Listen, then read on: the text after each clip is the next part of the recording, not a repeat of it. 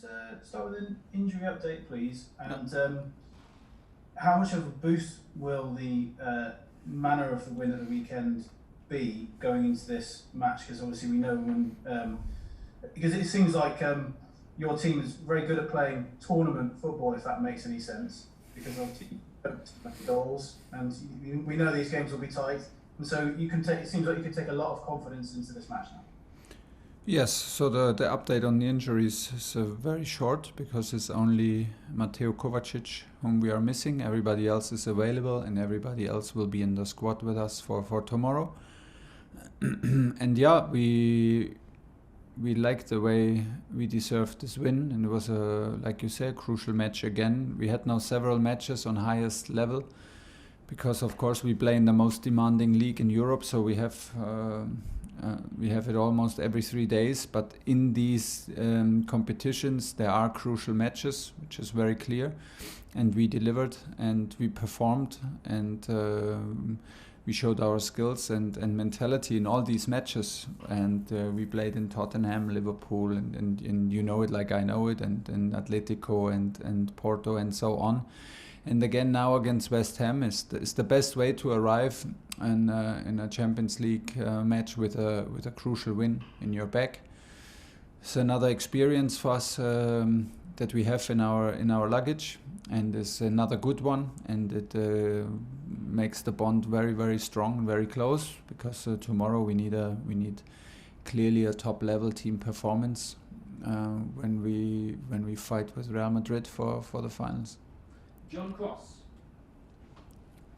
Hi, Thomas. I was just going to ask you a bit more about that you're so experienced in the Champions League yourself personally. What do you see about this group of players and the squad that you have? Obviously, you've got some young players amongst them as well. Yeah. You believe that they've got that big game mentality for even the biggest game against Real Madrid. Yeah, it's the experiences that we have together. We don't have to talk them into being confident, and we don't have to convince them as a coach. We try to, but it's so much easier if you have the experience actually together. And this is what I feel every match. I feel that we are able to play on a very high level. We are, if it's not possible to play our nicest match, we are always able to not let the opponents play their best match, which is also a definition of performance, to not let the others perform. So we have a strong bond. I feel a strong bond within the squad. I feel us very, very involved physically in the games, ready to work together, to suffer together, and when it's needed to respond to the questions. If it's necessary to fight. If it's necessary to run. If it's the moment to show your skills and escape pressure with passing or be dominant. We have in every match moments where we can do this. Yeah, and the level is so high, but it's if you arrive in semi-final in Champions League. But like I said, we should not expect crazy things from us, but the same again on the highest level. And the good thing is we have the experience together. We had tough matches, tight matches. Very important matches in Premier League and FA Cup. So we feel that it's a good moment to play this match, and we want to play hungry, we want to play adventurous, and maybe a bit of a lack of experience in semi-final to compensate with hunger and enthusiasm. Diego Plaza.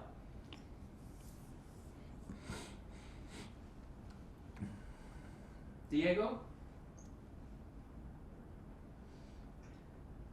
Buenos días, señor Tuchel. Diego Plaza, del Chiringuito. Good afternoon.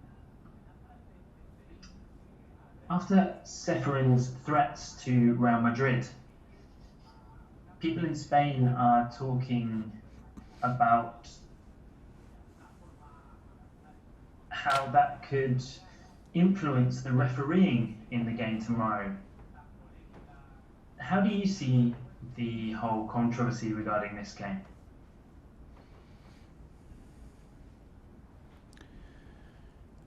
I trust 100% in the refereeing and in UEFA and in the competition, and I trust 100% that every referee UEFA sends and UEFA on this level, we need the best refereeing because it's very, very difficult, and I trust 100% in that the referee will try to whistle the best match possible. Cannot imagine that there is any advantage or disadvantage because of a sports political discussion, and I don't want to even think about it because it does not exist in my mind. Damesh, Sky Sports News. Hi there, Thomas. Zinedine Zidane has twice said this week that it would be absurd if Real Madrid had been thrown out of the Champions League. Now, if Chelsea, City and Madrid had been expelled, I just want to know what your take would have been. Could you have had any complaints? There's a lot of if in your questions. Yeah, I mean, we deserve to be in the semi-final, like Real Madrid deserve to be in the semi-final, and we don't deserve because of political decisions or because of influence or because of size or nice shirts or because of our logo. We deserve because we came a long way, and obviously I was part since the knockout. I had the luck to be part since the knockout phase. And all teams have come a long way, and they fought their way through on sportive results, and they fought their way through in the toughest competition in Europe. So of course we deserve to play a semi-final. And if they exist, if problems exist on a sports political level, and it has to be solved on this level and not during a competition which is not affected, because right now we deserve. Through the competition to be there, and that's why we are full of confidence and looking forward to play these matches on the highest level. This is what we all dream about when we are kids. James Savundra. Thomas, the results have been so impressive since you've been in charge so far, but do you think your side will need to go to a new level to beat Real Madrid over these two legs? Maybe the next level is to keep the level. Sometimes it's like this: don't drop the level. And I strongly believe in our squad that we can do this, and I strongly believe then that sometimes in circumstances and playing against a big experienced team and a huge club in European competition like Real Madrid, maybe the next step is to keep the level and not to over-expect from us to doing the next step, because I truly believe that we showed in Tottenham, in Liverpool, in the knockouts against Porto and Atletico, that we are capable of consistently producing high-level football, and in all questions that are asked on the pitch, in offensive terms, in defensive terms, and in transition, offensive, defensive. The challenge is for me more to produce it again and to keep the level up, and this is more the question than adding another step to that. Not necessary. Jacob Steinberg. Hi Thomas. On a personal level, you started coaching a long time ago at a fairly low level in Germany. Did you at any point when you were doing that ever think that you might be in a Champions League semi-final against Real Madrid? And does that kind of for you sum up the beauty of sport, the beauty of no, I'm the example. Well, I'm a pretty lucky guy, pretty lucky man, and I know this, and I'm very thankful and very grateful with all the luck that I had and with all the people at my side who pushed me, who believed in me, and who gave me all the experience that I had and that made me the coach that I am today.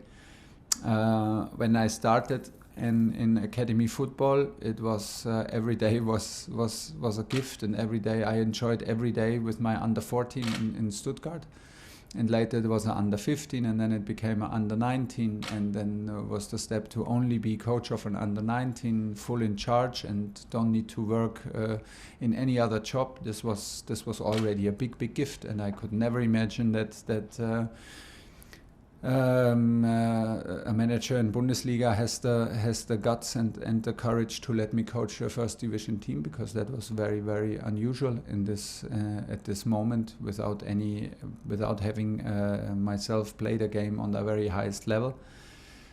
So yeah, I'm grateful, but on the other hand, it felt always very natural. It felt always natural, and it felt always like a big competition. It felt always to me right to be in that place, not because I earned it, not because I deserve it, but it came naturally to me, and I'm very grateful for all the people who helped me. For, of course, first of all, for my family, and then for everybody around me in coaching in the academies and on my way through professional football. Honestly, I have every week a lot of doubts about what we do, how we play, can we keep the momentum going. So I never had these thoughts where this should end and where it could end up, and is like I say many times, I'm very grateful for having the possibility to experience this on this high level, and to arrive tomorrow, such a great club and such a great team in semi-final of Champions League again. It's the second time, and I'm far from taking it granted. I'm far from having the opinion that this belongs to me and this is whatever, and I deserve this and nobody else. No, this is. I'm a lucky man, like I said. I'm very happy to be there, and it's an obligation at the same time to give my very best and to build to be fully on tomorrow. John Southall. Hi Thomas. I just wondered what you made of the new Champions League format, and also on the game, how big a challenge is this for you personally to try and tactically plot a route to the final against Zinedine Zidane?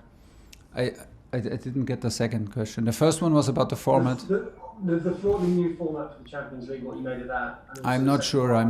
Maybe I start with this. I'm not sure if I like it, because I can only see more games out of it, and more games in a schedule that we have.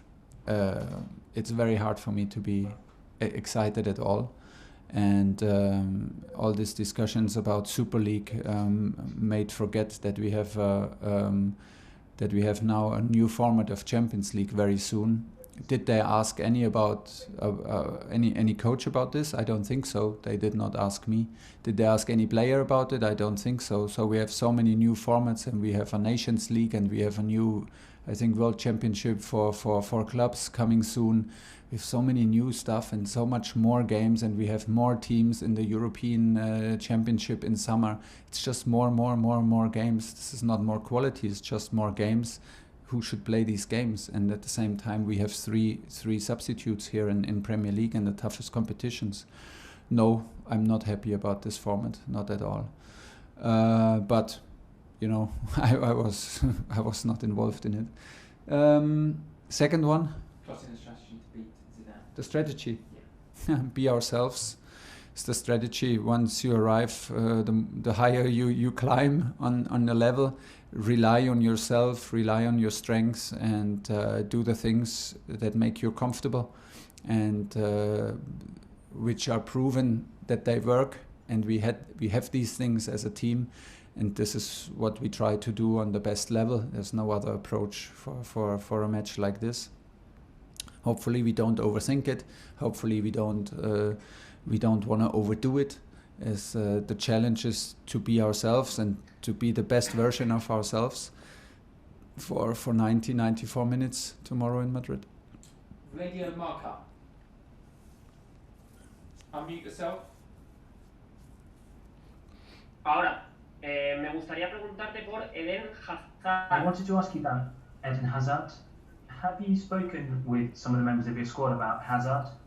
And would you prefer to play Real Madrid without Hazard?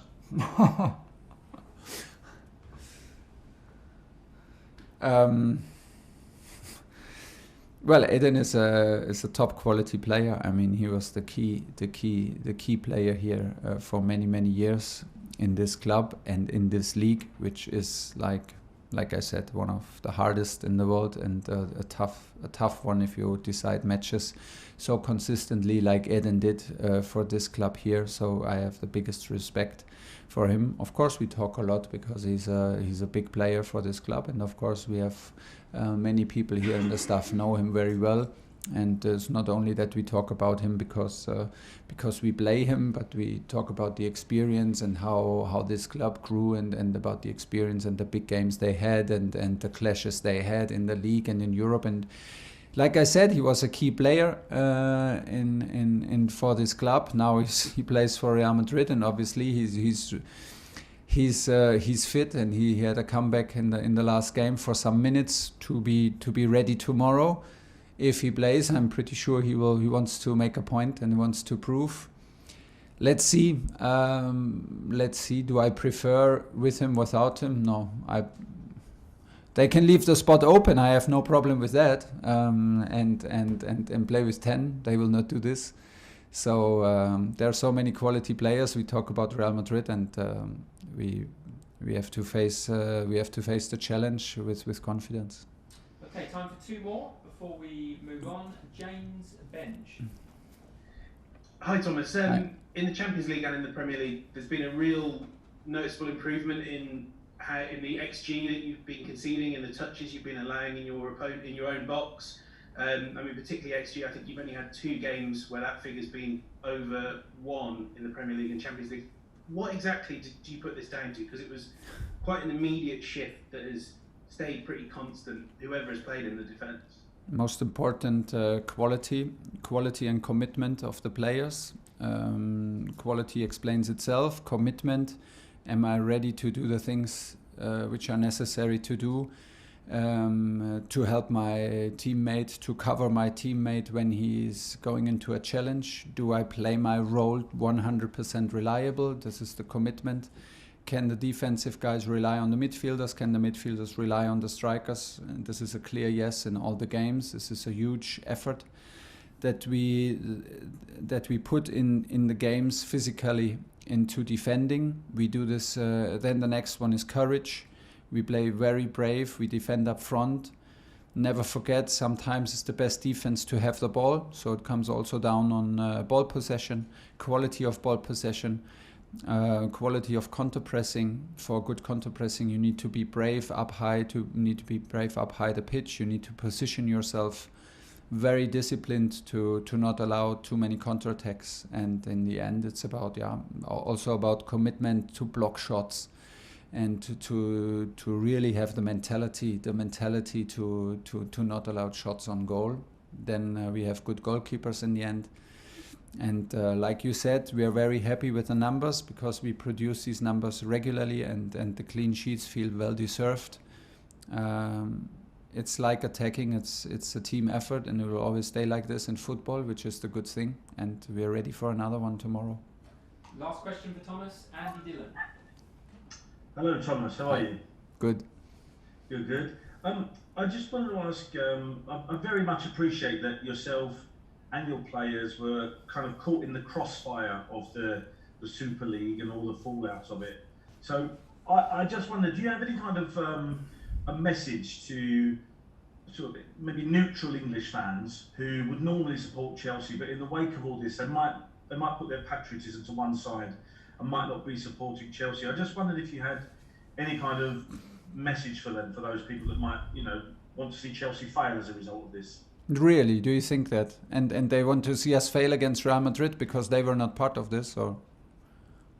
That's why I'm asking you. I'm just asking for your expertise. Yes, so, come on, we all did mistakes, and if you lead a club and if you own a club, you can make decisions that not everybody understands and not everybody likes. This is part of life, but it does not change the love for the game.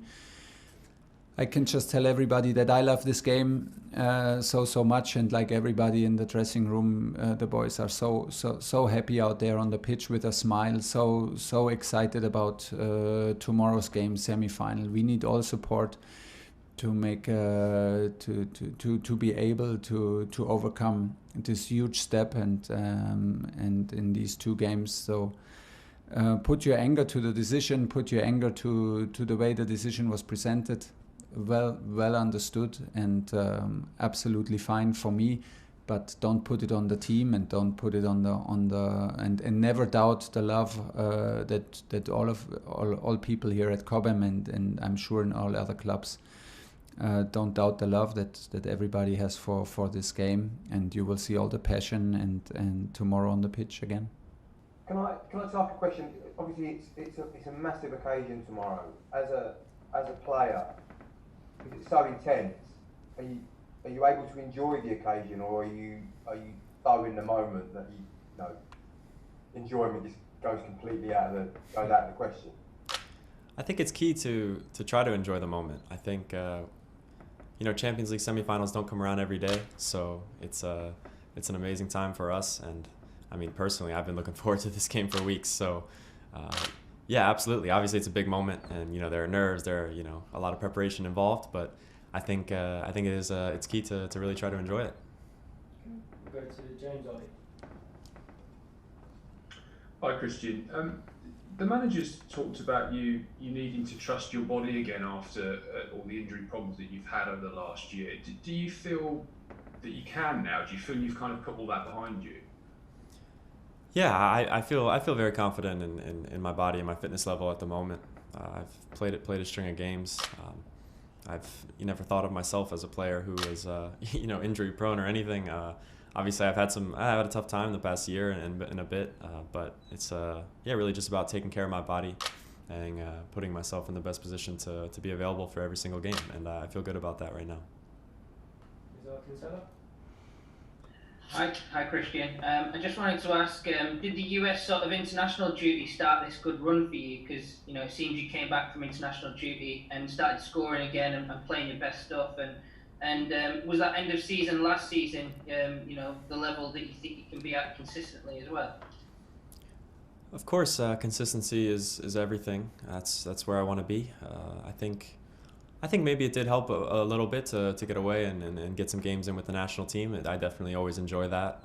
But coming back, I felt very confident, and I still feel that way. So right now it's about just keeping up this form and trying to help my team to win these big games coming up. Elias Laradi. Yes, hi Christian. What's it going to take to get a good result against a big team like Real Madrid? Yeah, it's going to take a lot. It's going to take a big fight over 2 games. Obviously, they're very experienced in this competition, and we're going to need to go out and have a lot of confidence. I think that's going to be very important. We belong to be here. We've really accomplished a lot to get to this point, and it's just going to be about going out and believing in this team's ability and going out and getting a couple good results. Nick Keller. Hi there, Christian. I think you can tell from the way we're talking, everyone in this country thinks of Real Madrid as being such a big team because of their European history. Is there a fear factor about Madrid everywhere you've played around the world? And do you think that Chelsea should also have that fear factor, that people should respect them as a European superpower too? Yeah, I wouldn't really want to play against us. I don't think it's an easy game ever. I think a lot of teams will tell you that.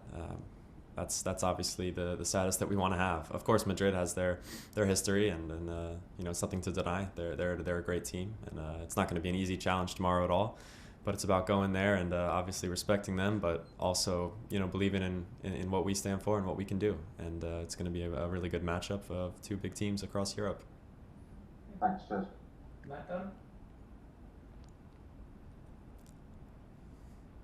Hi, Christian. Spoke to the manager about this a bit earlier. Chelsea and Real Madrid both made a decision at the start of the week that put them out of favour with football. Chelsea quickly backtracked, whereas Real Madrid seem to be sticking with being the bad guys in many people's eyes. Do you get a sense filtering through to you that quite a lot of people would quite like you to see them bloody their nose over this semi-final? And do you feel that you've got the neutral support? That's tough to say. I don't know how everyone else is going to feel. Obviously, we want to go out and win, just for us, and it's obviously a massive game with everything that happened this past week. obviously us players and you know, coaches didn't have much say in it, so we're just excited that we can put the focus back on this game, and that's really what we're here for. James Savindra?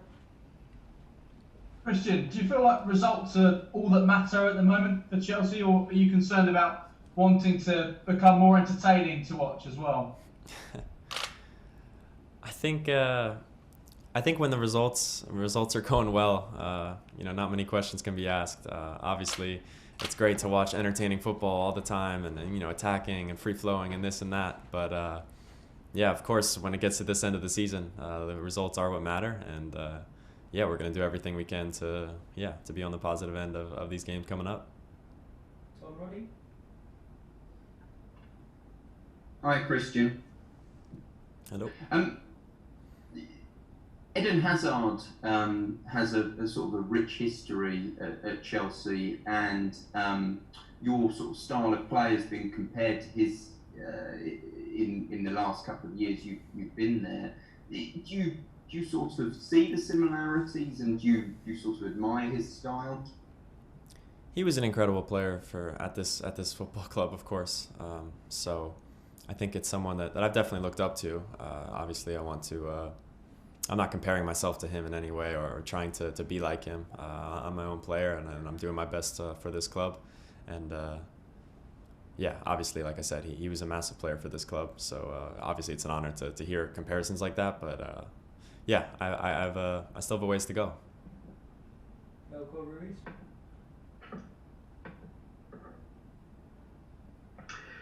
Hola, buenas tardes. Quería preguntar cuál puede ser la clave del partido. What do you think the key to tomorrow's game is going to be?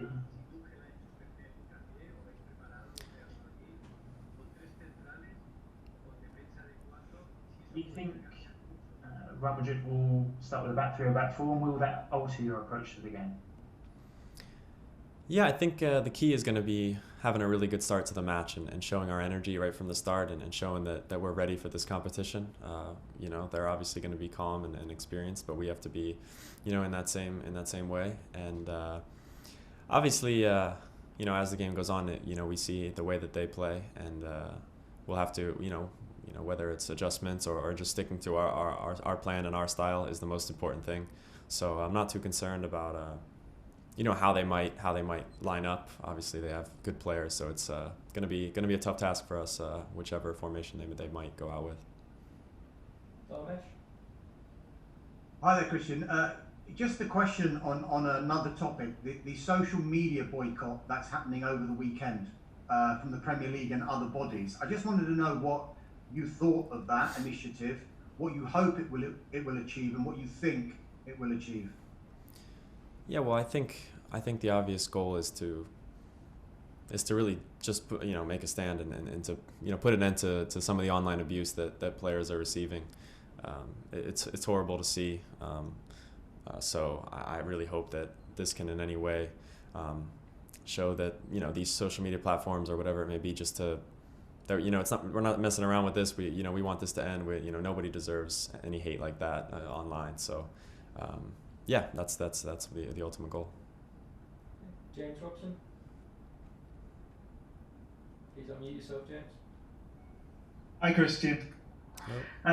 Obviously, Eden was a talisman for Chelsea, and it still feels like, which felt like over the past couple of years, that it's a club finding its way without him, you know, learning to live without him, really. You've been a part of that, your arrival.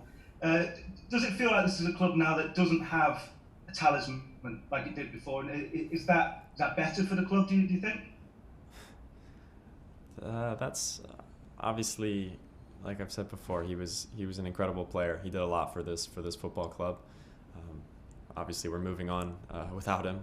I never played with him, so I only know how it is without him. But yeah, I think we're in a good place now. I mean, you know, we're in the semifinal of a Champions League.